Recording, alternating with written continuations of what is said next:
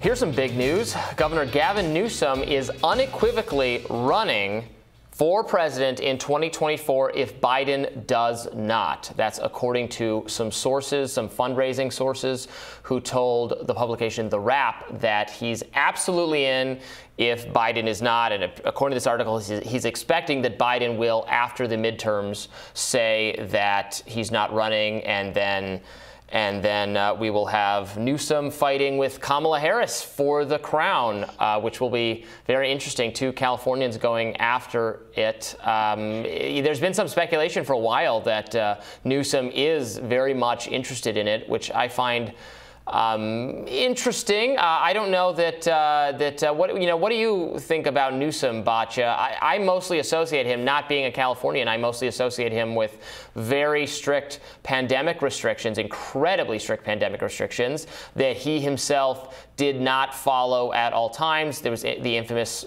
what was it, the French Laundry? Manhattan Laundry? Where was this laundry? It wasn't a laundromat, it was a restaurant. French Laundry. So I don't know that he has a sterling reputation everywhere, but perhaps many Californians feel differently. I don't know. What do you think? I mean, I think that the outbound move rate from California is 60%, right? Mm-hmm. So people vote with their feet. I don't know. To me, he's one of these people who looked in the mirror and thought he looks like a president, and so decided that, remember the Beto line, I was just born to do it, right? I agree with you. I mean, his national reputation, it's not just COVID. I mean, look at the crime in California that we see every day, the destruction of beautiful cities like San Francisco and Los Angeles, the homelessness population, the way that his administration has handled homelessness and crime, which seems to only incentivize both of them. I just think that he is sort of a perfect standard bearer for all of the failures of the progressive movement of late. And I think that that's how he's viewed more generally. Meanwhile, though, Florida Governor Ron DeSantis, who he may be running against, shattered the gubernatorial fundraising record, raking in a whopping $177 million through the beginning of this month. The new report by Open Secrets found that his campaign brought in over $31 million since January of 2021, and his state-level PAC has brought in $146 million in the last 3 years. There's been talk that DeSantis might run for president in 2024, putting him up against former President Donald Trump, perhaps, who's also left people speculating whether he'll jump back in. Robbie, what do you make of a potential Newsom DeSantis lineup? Well, it would be interesting, and of course, Newsom has been challenging DeSantis to a debate. He said that, I think, over the weekend in response to the Martha's Vineyard stuff, the migrant shipping, which is like, if you're so incensed about that, why don't you make a plan to take in more migrants or something? Like, that would be right. Rather than debate DeSantis over it, which is not something, I don't know if that's something DeSantis would do.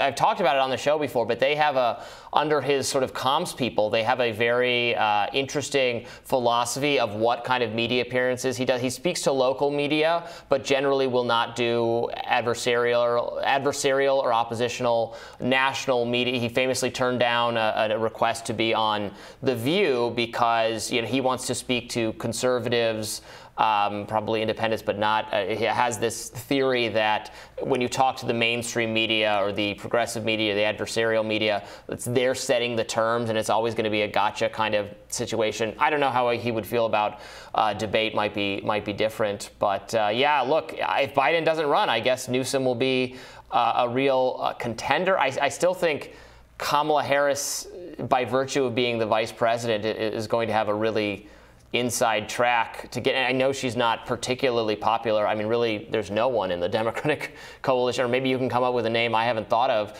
who rivals sort of Biden's popularity, which is, and Biden's popularity itself could certainly be higher, but it's not a very deep bench that Democrats seem to have. I expect DeSantis will challenge or will go for it in 2024. I think he'd be foolish not to. It's his time. You have no idea who the kind of conservative media will have seized upon as their kind of standard bearer by the time you get to like a 2028. There could be a lot of other figures in the mix. You know, you could have people, your Tom Cottons, your Josh Hawleys, your Nikki Haley, all these people who are kind of always names are coming up.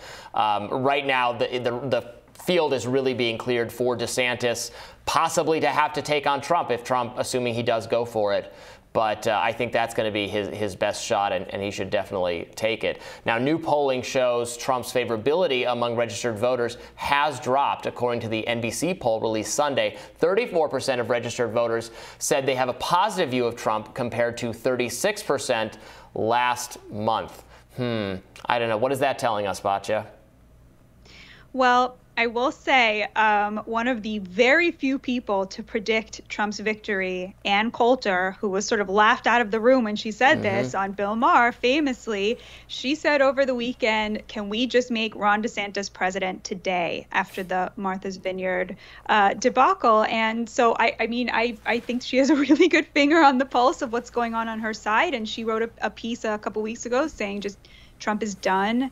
I think, the difference between his rhetoric in 2016 and 2020 and now is you just can't overstate how big that difference is. In 2016, 2020, he spent 90% of his speeches saying to his followers, they've stolen everything from you. Today, all he talks about is they've stolen everything from me. And I think that has cut into his ability to tell American voters that he is their tribune and he is there representing them, because he's so clearly engulfed with his own grievances and there's very little time left over for theirs. So I think Ann Coulter is a good person to watch if you want to know what might be coming down the pike. And I think that would be an exciting matchup. Newsom DeSantis certainly would get at a lot of the burning questions that Americans are asking themselves every day, a lot of the culture war issues and a lot of the economic issues as well.